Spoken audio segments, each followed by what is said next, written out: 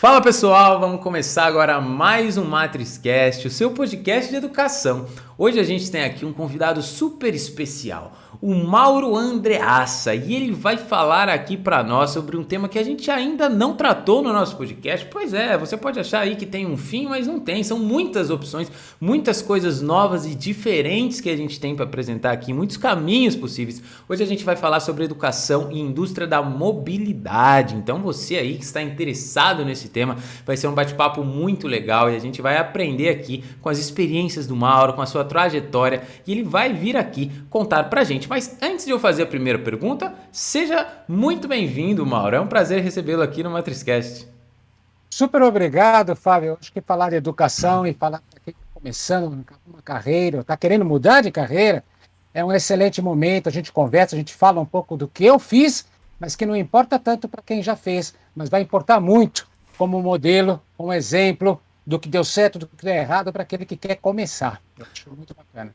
Muito bom, é exatamente esse ponto mesmo, né, Mauro? A nossa primeira pergunta é sempre para a gente conhecer um pouco, né, quem é o Mauro, né, como você se conectou aí com a indústria da mobilidade, né, o que de fato é um pouco disso, né, para a gente começar. Mas na sua ótica de o que você foi, né, aprendendo, né, e que você nos conte isso de para nós escutarmos, né, para nós aprendermos, né, quais foram essas lições, quais foram os desafios. Conta um pouco sobre a sua trajetória para a gente entender um pouco e começar sobre esse tema. Ah, legal. E é sempre o primeiro ponto, bom, a indústria da mobilidade, mobilidade, por que que indústria da mobilidade? Se fosse há alguns anos atrás, eu diria que vamos falar sobre a indústria automobilística. Puxa, Sim. indústria automobilística, aí tem as montadoras, tem São Bernardo, quer dizer, essa história todo mundo já conhece pelo menos um pouquinho. Mas essa indústria automobilística, ela mudou bastante. Ela mudou bastante porque apareceu Uber, apareceu patinete, apareceu a necessidade de novos combustíveis. A gente está sufocado pelo combustível fóssil, a gente sabe que tem que fazer alguma coisa, tem as mudanças climáticas. Então, essa coisa da indústria automobilística se transformou na indústria da mobilidade. Eu quero me mover. Eu não quero necessariamente ter um carro. Eu não preciso ter um carro sempre para mim. Eu posso compartilhar o carro. Então, surge essa coisa da indústria da mobilidade. Quer dizer, é muito mais amplo, tem muito mais do que engenheiros engajados nessa brincadeira toda, porque você precisa pensar numa cidade mais inteligente. Então você precisa de arquiteto. Ah, mas desde quando a Volkswagen precisava de arquiteto? Então a indústria automobilística não precisava de arquiteto, mas a indústria da mobilidade precisa de arquiteto, precisa pensar como fazer uma cidade diferente, como ter a infraestrutura. E aí a gente fala, puxa vida, será que essa cidade inteligente precisa de 5G? Caramba, precisa de 5G? Alguns anos atrás a gente não tinha nem internet, a gente não tinha tudo. E agora a gente fala que o carro precisa falar com conexão, ele precisa se comunicar, a cidade precisa ter infraestrutura. Então, quando a gente fala de indústria da mobilidade, é tudo isso. E aí que a coisa fica difícil, porque, vamos supor, o pessoal está escutando a gente aqui. O cara fala, poxa, que negócio legal, o que eu tenho que estudar? Aí a gente fala, tudo, porque pode ser absolutamente tudo. Aí pergunta assim, mas Mauro, vai ser carro elétrico no futuro? Ou vai ser combustível fóssil? A gente vai continuar ainda com combustível fóssil? Ou será que, graças à matriz energética do Brasil, a gente tem bastante álcool? A gente vai trabalhar com álcool? Qual que vai ser o final dessa história, Mauro? Você que trabalha há 44 anos nesse ramo, qual vai ser o fim dessa história? E aí é que é legal que a gente fala assim, olha, não sabemos. O mundo inteiro está querendo lutar, o mundo inteiro sabe da mudança climática, o mundo inteiro sabe dos problemas geopolíticos, vai faltar energia elétrica lá na Ucrânia, Rússia, gás. Quer dizer, com que a gente vai mover a população? Como é que a gente vai colocar as pessoas em movimento? A gente não sabe. Então, o que o estudante tem que fazer? Tem que estudar tudo. Oh, mas tudo é muito. Pois é, antigamente o cara fazia engenharia mecânica e o cara estudava resistência dos materiais como um louco, mecânica de fluidos como um louco, e falava, bom, eu sou engenheiro mecânico. Agora, hoje, ser engenheiro mecânico só não basta. Eu vou falar assim, ser engenheiro mecânico? Ah, eu sou engenheiro mecânico. O que você sabe de inteligência artificial? Poxa, Mauro, eu sou engenheiro mecânico, não vou estudar inteligência artificial. Pois é, você vai precisar estudar inteligência artificial. Você precisa entender de programação Python. Ah, mas eu sou mecânico. Não existe mais isso. Quer dizer, a gente está rompendo fronteiras. E a gente está no mundo. A gente gosta de falar que está no mundo VUCA, volátil, incerto, certo? É aquela coisa toda. Volátil, incerto, complexo, ambíguo. A gente sempre fala isso de boca cheia, né? Eu vivo no mundo VUCA.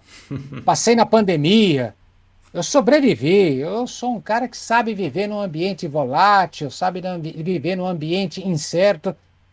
E aí é que aparece quem gosta de viver num ambiente incerto, cheio de dúvidas, quem deve se preparar para tudo isso, tem que estudar tudo. Estudar tudo, porque você não sabe o que vai ser o futuro. E ninguém sabe. Então, quanto mais a gente caminha, quanto mais a gente dá passos nesse VUCA, mais a gente tem que estudar, mais a gente tem que se preparar, mais a gente tem que perceber que não existe fronteiras no conhecimento.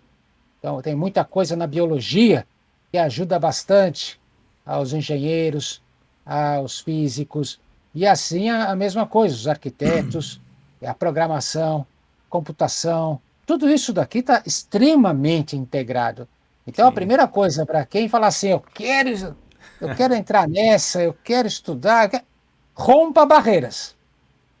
Rompa barreiras, Muito porque bom. você não vai conseguir sobreviver só com aquele curso de engenharia mecânica que você fez. Muito bacana. Você, ô Mauro, eu não te falei, mas assim, eu vou selecionando alguns pontos, né? Que eu coloco os highlights depois. E a gente tá aqui com poucos minutos aqui, eu já coloquei dois, que é os que eu uso, né? Eu já anotei, falei, esse é um ponto importante, esse é outro. Então, assim, a sua primeira resposta, ela vem cheia de informações. Eu anotei algumas aqui, porque eu acho super importante a gente ponderar antes de continuar. Mas acho que o primeiro é o conceito de mobilidade, que isso é muito interessante. Acho que muitas pessoas ainda não entendem sobre isso, né? Você falou, pô, mobilidade é movimento, né? É você se deslocar, né? Ele não implica necessariamente em ser em carro, né? A indústria da mobilidade é uma coisa muito ampla, né? Em todas as formas que hoje a gente consegue construir de deslocar as pessoas, de se mover dentro de cidades, né? E aí quando você continua o seu raciocínio, você fala, pô, mas isso não está ligado só aos meios de transporte,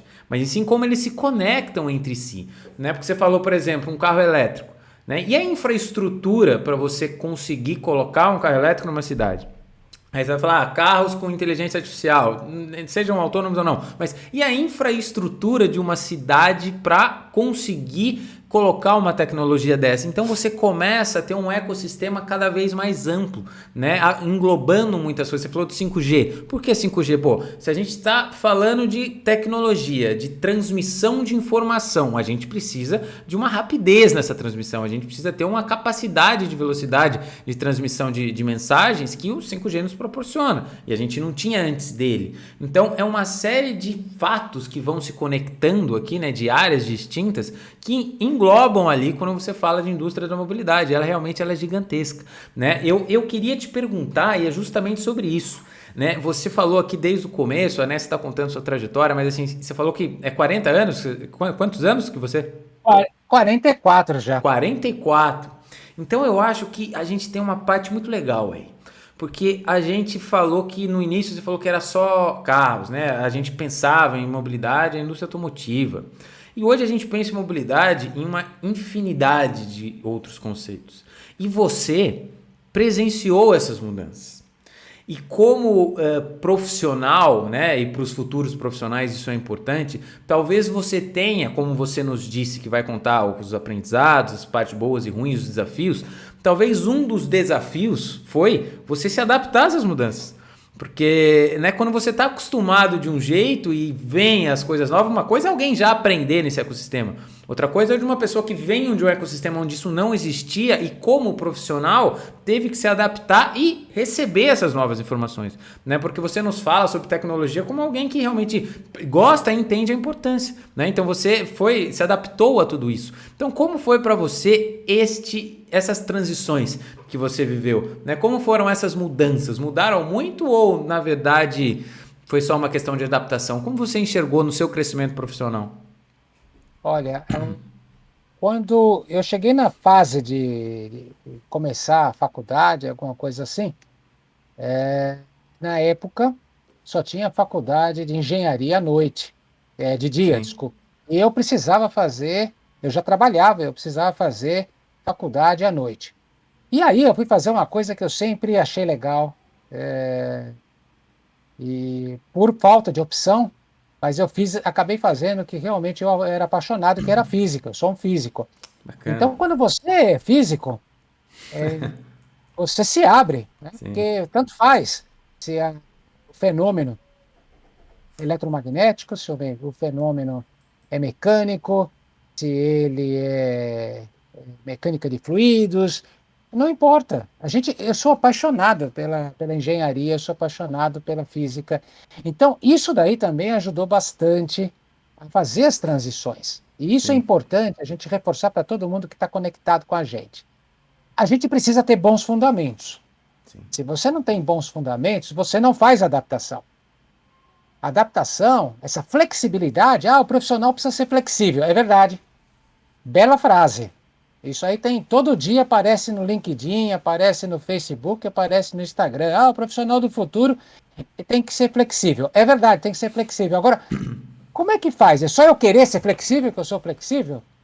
Agora, quando surge uma nova tecnologia, você tem que se estudar para essa nova tecnologia. E em 44 anos apareceu bastante coisa. Muita coisa em 44 anos. Então, o que permitiu eu galgar de uma tecnologia para outra, de um conhecimento para outro? O que permitiu? Bons fundamentos. Se você é um cara que estuda e se mantém atualizado, essa flexibilidade aparece. Se você tem uma má formação, por mais boa vontade que você tenha, coração, sabe, generoso, eu vou me esforçar, fica muito difícil você se adaptar. Somente quando a gente começa a falar, olha, o cara que vem da mecânica tem que entrar na programação, tem que entrar em inteligência artificial, tem que entrar em eletrônica. Puxa, fica muito difícil. Essas pontes ficam cada vez mais distantes. Agora, se você tem uma boa formação, você consegue diminuir a distância, as pontes ficam mais próximas, você consegue fazer isso. Então, aquele que tem má formação, ele vai se perder, ele vai cair, sabe, nesse mar da desilusão. Ele não vai conseguir ter essa flexibilidade, ele não vai conseguir se adaptar. Então, a recomendação para o pessoal é que realmente se engaje no conhecimento, se engaje na física, se engaje nos princípios fundamentais. Parece que é um desgaste você ficar estudando essas coisas, mas se você planeja uma vida, uma carreira de 50 anos trabalhando, você vai precisar disso. E o pessoal precisa perceber que tem uma coisa que a gente recebe o diploma, não está escrito no diploma, mas deveria estar escrito a data de validade do diploma. A gente Sim. pensa, engenheiro, tantas coisas, sei lá, engenheiro sei lá do quê.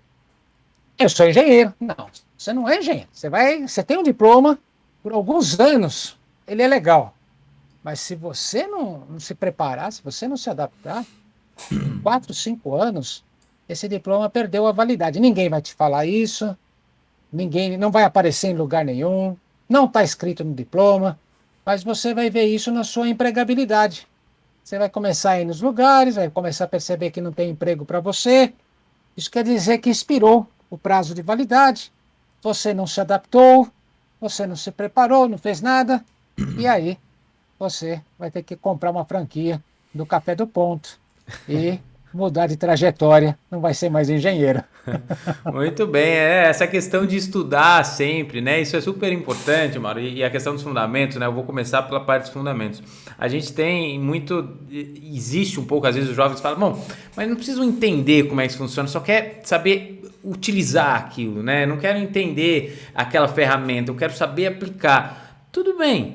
Só que você vai ser um bom aplicador de uma ferramenta. Você não vai ser uma pessoa que entende uma estrutura por trás daquilo, né? Eu lembro que quando eu comecei a estudar a programação, né, eu fazia funções que faziam muitas aplicabilidades de matrizes e depois me ensinaram, bom, tá vendo tudo que você aprendeu? Bom, agora a gente vai usar em um comandinho que tem 3 linhas aqui. Você fala, uai, mas por que você não me ensinou aquilo desde o começo? Porque não pode ser uma caixa preta. Você tem que entender pelo menos o que acontece por trás, para que você consiga, em situações que ainda não aconteceram, saber o que fazer. Porque uma pessoa que sabe utilizar uma ferramenta, ela pode ser muito boa em situações previstas, mas em situações não previstas, ela não vai saber como lidar, não vai saber como se adaptar. Então, é muito importante sempre a educação. A gente nunca pode desvalorizar a importância da educação, sendo ela como base para que você falou, para que a gente consiga fazer as adaptações, para que o engenheiro mecânico consiga aprender uma programação e entender como aquilo se conecta com a carreira dele, né? Então, assim, isso é muito fundamental mesmo, né? E agora, falando sobre as ferramentas, né, a gente vê que as coisas vão mudando a todo momento, né? As ferramentas, elas têm um prazo de validade mais rápido, né? Elas aprendem mais logo, já vem uma outra tecnologia e é por isso que a gente sempre precisa estudar. Mas você também, né, lembrando de um ponto que você falou no início, você falou de trabalho. Eu já trabalhava e precisava de um estudo de manhã e tal, tudo mais. Como você enxerga na sua trajetória, né, seja ela, essas experiências que você teve prática durante a parte do estudo ou que seja depois, em algum momento, quanto ela também é importante da vivência para o jovem estudante entender como ele vai utilizar aquilo? Você acha que são coisas que, na verdade, tem que separar um pouco? Você acha que é importante ter em conjunto com a responsabilidade? Qual é a tua visão baseada na sua experiência? Como foi para você, Mauro? Olha, foi excelente. É muito difícil, claro, é bastante complicado, você tem que conciliar as coisas, mas te coloca os pés no chão. O trabalho coloca os pés no chão e te coloca exatamente o tamanho da necessidade. O que, que é o mundo dos negócios? É para. Claro, claro, existe aqueles que pretendem fazer, por exemplo, um curso de engenharia e viver no mundo acadêmico, que também é bem legal. Mas, além disso, e se eu quiser trabalhar em corporações? Eu quero trabalhar numa montadora, eu quero trabalhar numa autopeça, eu quero trabalhar numa empresa de energia, eu quero trabalhar no mundo corporativo.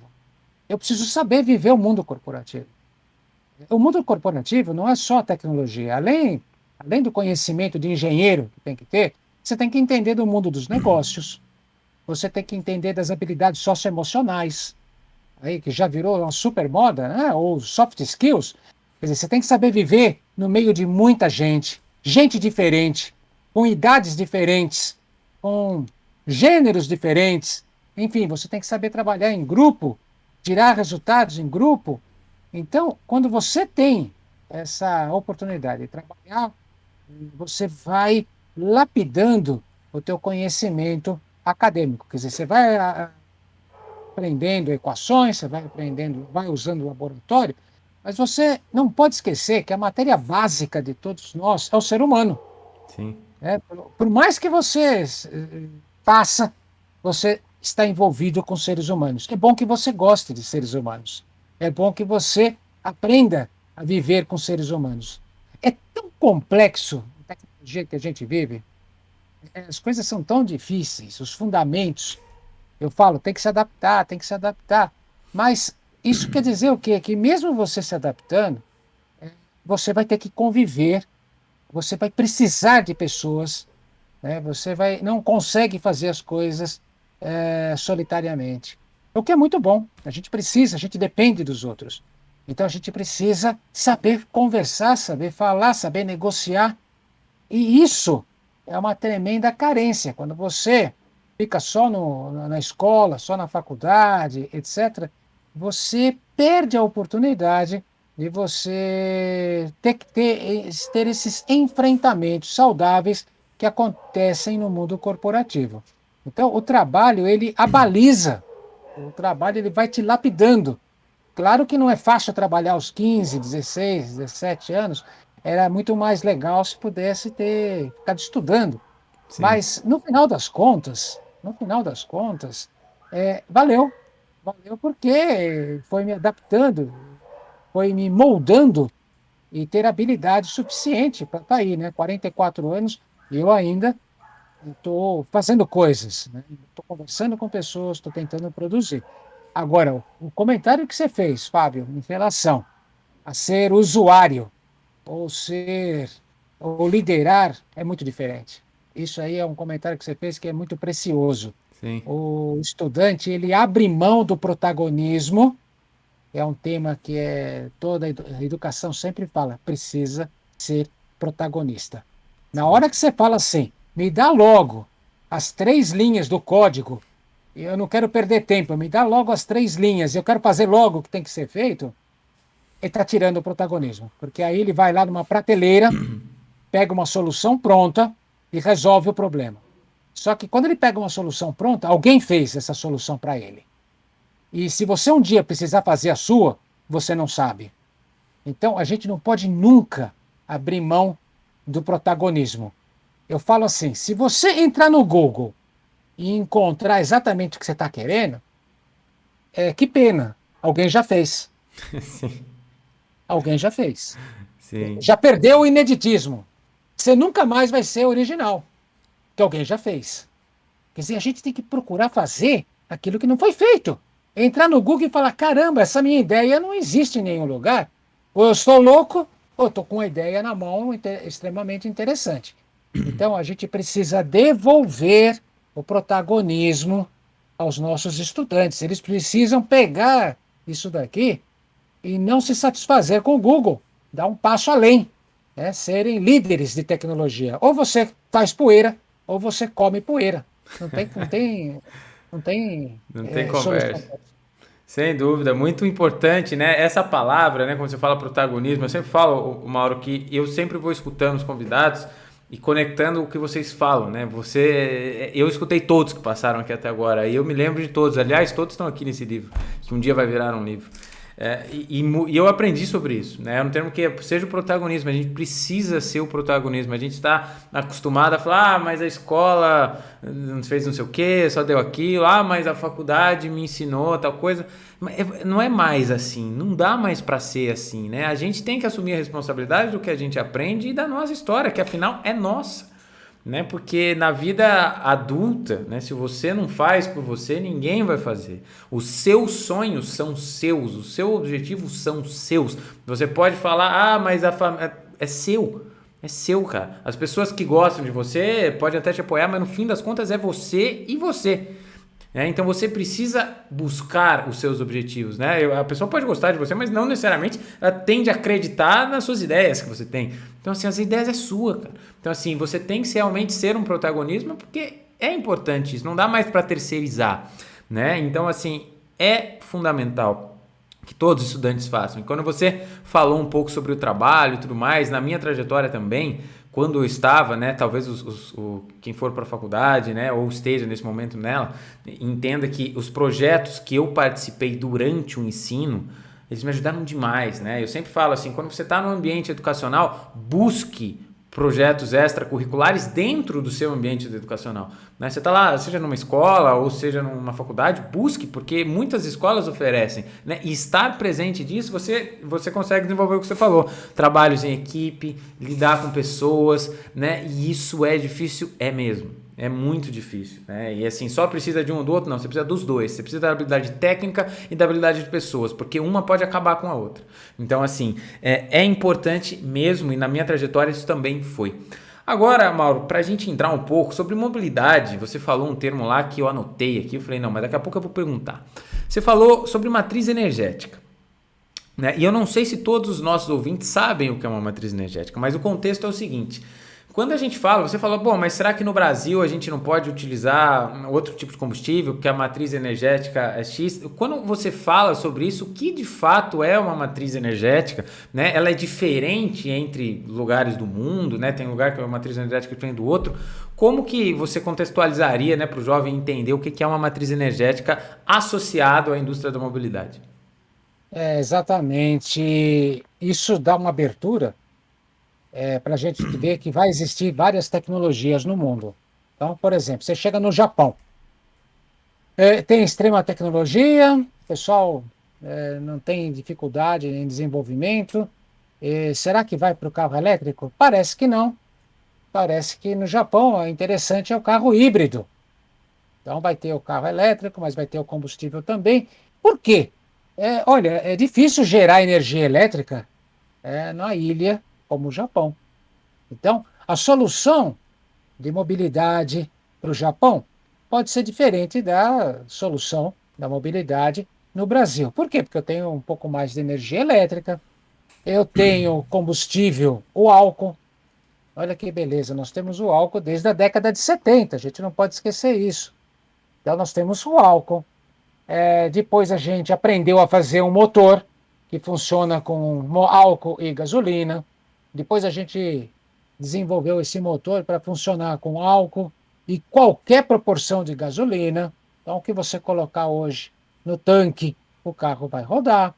Então, a gente tem uma matriz energética. Quer dizer, se eu pegar quanto custa o quilowatt, quanto custa o álcool, quanto custa a gasolina, quanto custa cada um desses combustíveis, o gás, né? E quando a gente fala de matriz energética, dói bastante no bolso. Quando, por exemplo, o cara manda colocar um kit de gás no carro, e aí chega um determinado momento, ele colocou o kit do gás, e aí o preço do gás foi lá na estratosfera, aí ele fala, bom, não posso usar mais o meu carro com gás, né? E foi mais ou menos o que aconteceu no Brasil. A gente já tinha um modelo de carro a álcool, motor a álcool. Aí, de repente, o combustível álcool ficou caro. Aí valia mais a pena por gasolina. Aí a indústria automobilística fez o quê?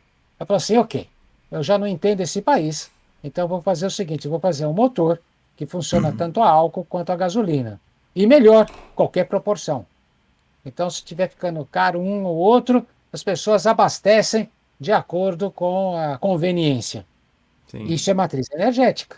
Carro elétrico, como é que vai ser o carro elétrico? Será que nós temos energia elétrica? Se todo mundo, como um passe de mágica, passasse a ter um carro elétrico e todo mundo chegasse em casa, da mesma maneira que chega em casa, liga o chuveiro e vai tomar o banho, será que também se espetasse o carro numa tomada para carregar, será que a rede aguentaria ou não?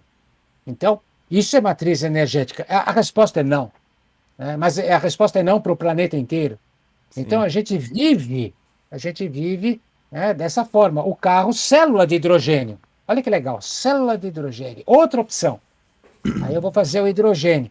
Mas espera aí, como é que eu faço hidrogênio? Se eu precisar de energia elétrica para fazer o hidrogênio, eu tenho que revisitar essa matriz e falar assim, espera aí, você está evitando gastar energia elétrica para o carro elétrico, mas para gerar o hidrogênio você precisa também da energia elétrica. Então você não pode gerar hidrogênio com energia elétrica. Então eu vou fazer o seguinte: eu vou gerar hidrogênio verde. O que é hidrogênio verde? Eu vou usar a energia do sol, aí eu pego o sol, ele hidrolisa, ele faz o hidrogênio, e aí eu tenho hidrogênio verde. Tá bom. É uma solução para a matriz energética. Quer dizer, qualquer das soluções que você utilizar, você deixa uma pegada no planeta, seja de Sim. consumo de energia, seja de alguma infraestrutura, qualquer coisa, nossa existência, ela machuca o planeta. Então, como é que a gente vai ser o mais suave possível? Então, cada região do planeta, cada país tem as suas soluções. E cabe a nós, engenheiros, técnicos e esse pessoal todo do mundo da mobilidade, pensar um pouco nisso e ver de que maneira a gente pode oferecer tecnologias, oferecer saídas, respeitando essas restrições que todos nós temos. Muito bacana, é muito importante você falar, né? Porque a gente vê várias tecnologias sendo desenvolvidas, e isso realmente vem da necessidade, né, que a matriz energética ela impõe, né? Você acabou de falar sobre uma solução, né, energia do sol, por exemplo, mas tá, tudo bem, aqui pode ser uma boa solução. E lá naquele país onde não é um clima tropical, não tem sol o tempo todo no ano, como é que se aplica? Não, lá a necessidade é outra. Então talvez eles encontrem outras soluções. E isso é muito legal porque eu acabei de ter um outro insight aqui de uma pergunta para você relacionada a isso. As soluções, elas vêm de acordo com as demandas. Né? Quando você sempre teve aqui uma vez relacionado à startup, né? Qual startup você cria? Eu quero. Não, veja o problema que você precisa resolver primeiro. Né? Não tira da sua cabeça a sua tecnologia, veja o que você vai resolver, qual que é a necessidade que você quer resolver para alguém. Porque se você não está resolvendo nada, muito provavelmente ninguém queira isso. Né? Mas quando você está resolvendo um problema, isso é um business, isso é um negócio. Você consegue ter uma tecnologia, uma solução. Né? E quando você falou em um momento que você estava discorrendo sobre mobilidade, e você falou que, mobilidade é tudo, né? Você acabou de falar, a gente está tentando criar formas de transporte, né? De energia para um transporte, né? Hidrogênio, carros elétricos, seja o que for. E você disse que em dado momento, todas essas mudanças, não só as tecnologias mudaram, mas você falou, nem sei se preciso ter um carro, né? Não sei se a pessoa precisa ter um carro, né? Não sei, talvez não seja mais assim, talvez seja transporte compartilhado, né? As pessoas mudaram, né? Elas não querem ter carro mais, agora é transporte compartilhado, é outras formas, não quero mais carro, quero ir de bicicleta, sei lá, o gosto do consumidor foi mudando, como você nos disse. E você falou como a gente entender e nos adaptar como profissionais a novas tecnologias. Mas como você, como profissional, foi entendendo não as mudanças de tecnologia, mas as mudanças dos consumidores? Afinal, a gente precisa entender quais são esses perfis, né? E como que você viu essa mudança como profissional? Como ela foi para você? Você viu aquele consumidor antes que, eu quero ter um carro. É só você pegar, sei lá, 20 anos, alguns anos atrás, e falar assim, uma pessoa se ela queria ter um carro ou não. Né? Pergunte para algumas gerações, você jovem agora, para algumas gerações anteriores da sua. Se seu pai, seu avô, se queria ter carro. Muito provavelmente eles queriam muito. Você, talvez nem sei se quer ou não. Talvez você gostar de automobilismo, você queira. Senão você não vai querer. Seu filho, talvez menos. Então, talvez exista uma mudança também dos consumidores. Isso foi ocorrendo, Mauro, ao longo dos anos? Como que você viu isso? Sem dúvida, mas aí, interessante porque a gente tem essa percepção, exatamente essa sua percepção, você ficar antenado no que está acontecendo, você conversa com alunos, você conversa com a família, e aí você vai vendo que o mundo está mudando, mas também a indústria automobilística vivia de pesquisas, então a gente estava sempre pesquisando.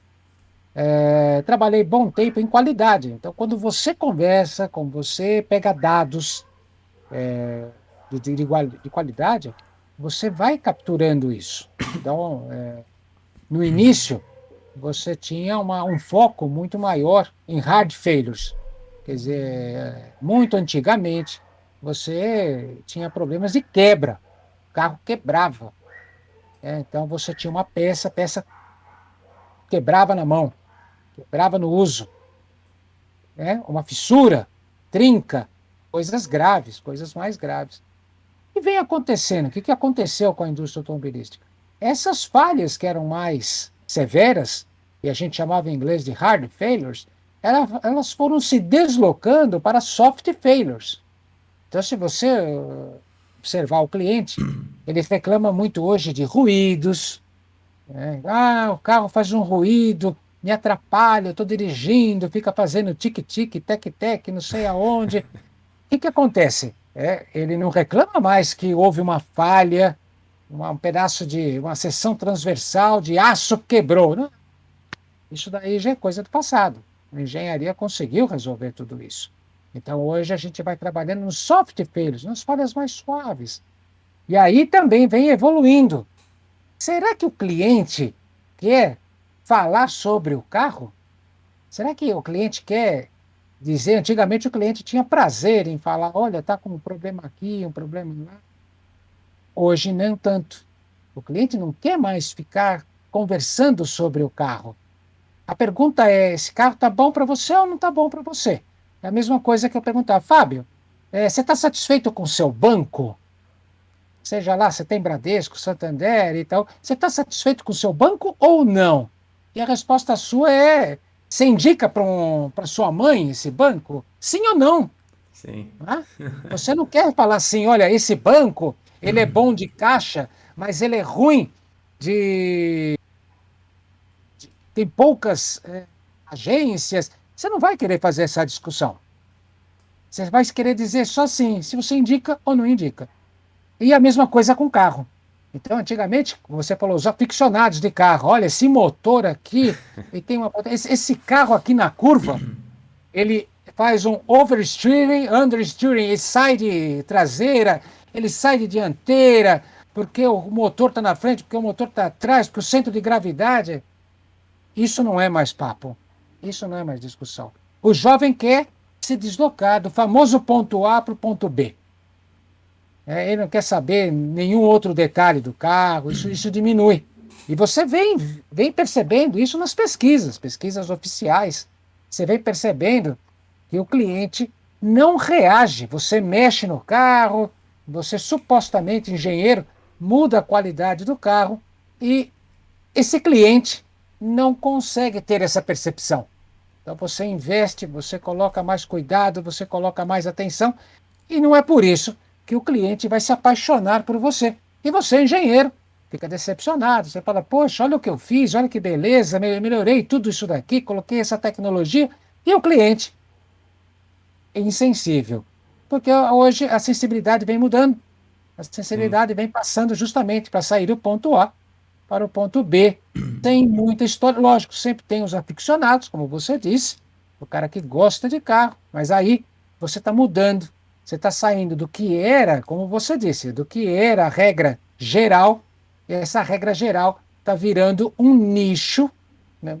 E a regra geral está sendo assim, eu preciso me movimentar, eu preciso de alguma coisa para sair de um ponto para o outro, e essa mudança a gente tem não só na percepção, como também em índices, dados aí muito mais mensuráveis, Fábio.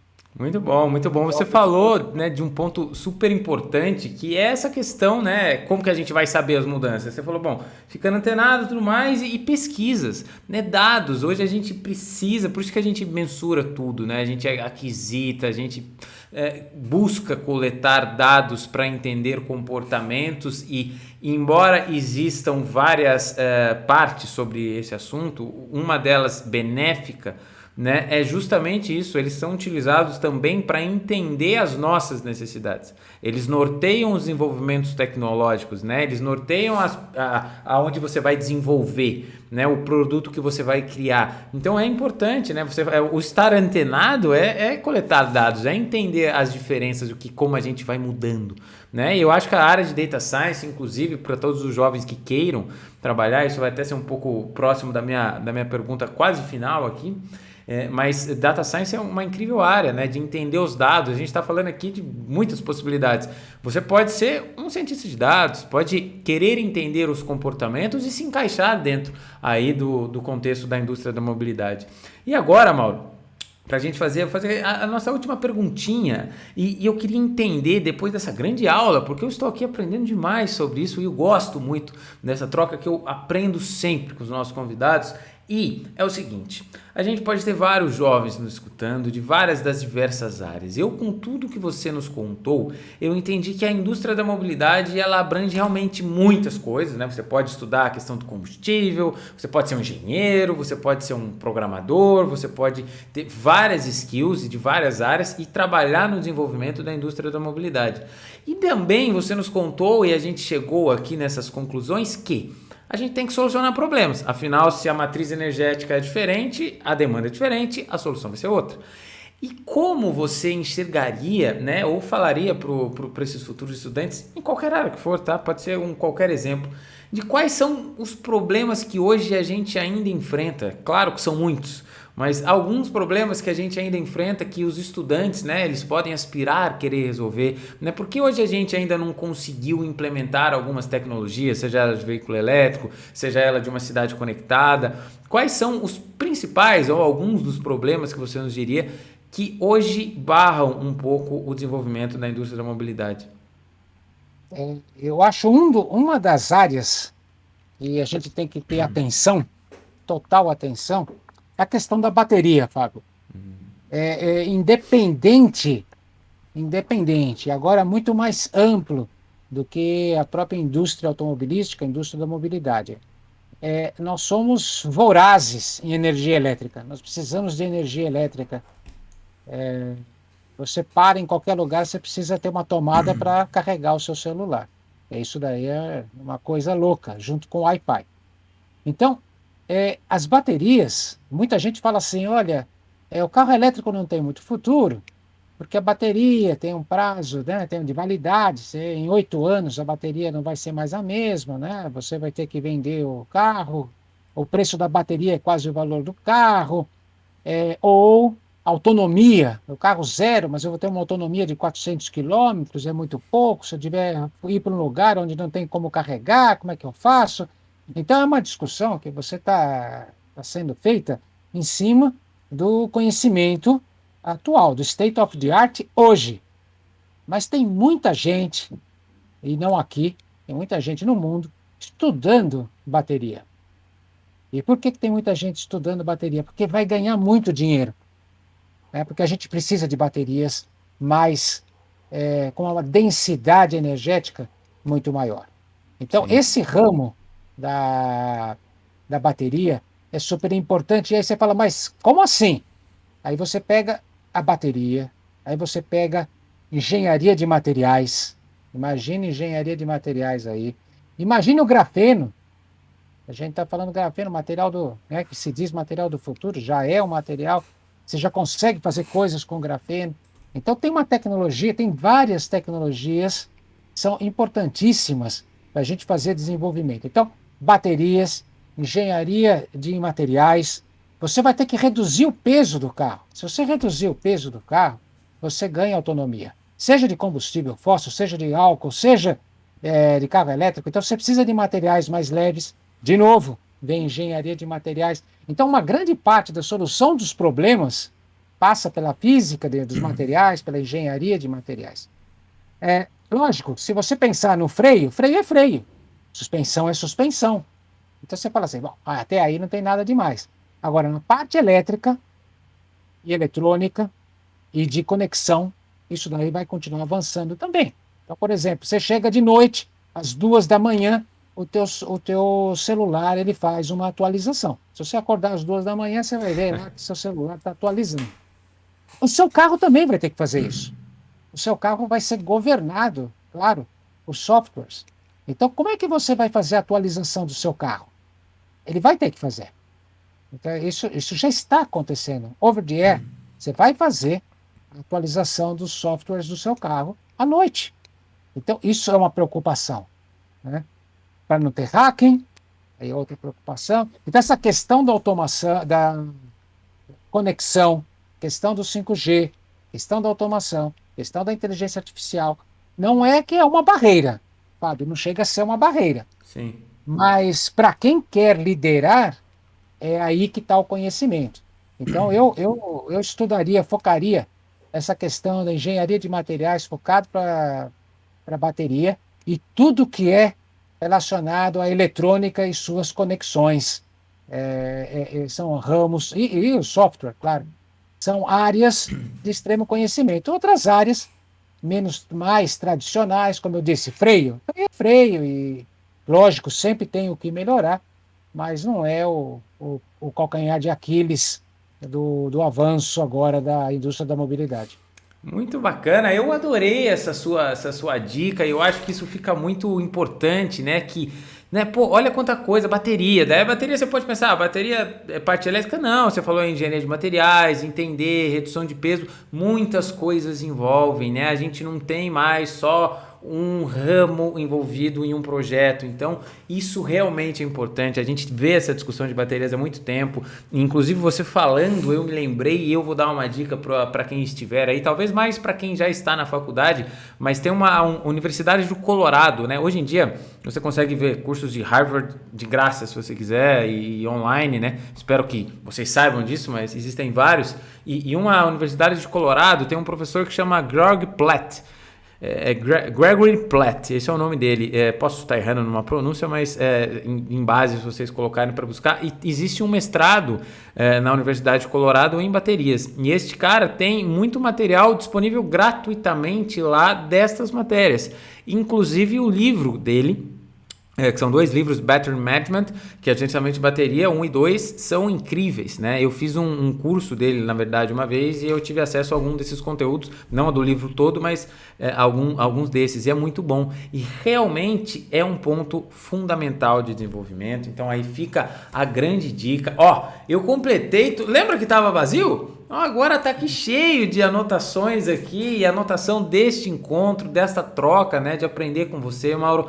Eu adorei falar sobre a indústria da mobilidade, eu aprendi muitas coisas aqui, eu espero também que os jovens aproveitem todo esse conhecimento, né, de uma trajetória tão grande dentro de um sistema, né, de uma indústria de mobilidade, tanta coisa bonita que você nos contou aqui, né, e aprendeu também. Você é um eterno aprendiz, assim como todos nós, né? Você foi falando que foi aprendendo, foi se adaptando, né, tinha bons fundamentos. Então, todos esses ensinamentos, Mauro, isso aí é muito importante para o jovem. E eu espero muito que eles tenham absorvido pelo menos um pouquinho de tanta experiência e conhecimento. Então, olha, muito obrigado. Gostaria de deixar um espaço para você dar sua mensagem final para a gente encerrar o nosso podcast de hoje. Mauro. Olha, você que também é professor sabe que quando a gente fala, a gente aprende também. Então, Sim. pode dar a impressão que a gente está ensinando, né? O pessoal fala, nossa, que legal, o professor está ensinando. Não, o professor é o que mais aprende. E agradeço bastante esse tempinho que você proporcionou aqui, esse nosso bate-papo. Tenho certeza que acho que todos nós saímos diferentes de quando começamos essa nossa conversa. A gente sempre sai transformado. Obrigado pela oportunidade. Sucesso para você, Fábio. Muito obrigado, Mauro. Eu que agradeço. Portas do Matriscast sempre estarão abertas e vamos sempre em prol da educação e sempre melhorar, e é sempre uma troca, isso é muito importante. Então, muito obrigado a você que ficou aqui nos ouvindo. Não se esqueça que semana que vem tem mais, essa terceira temporada está ótima.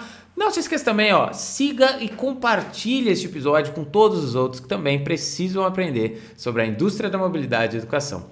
Vejo vocês na próxima semana. Muito obrigado.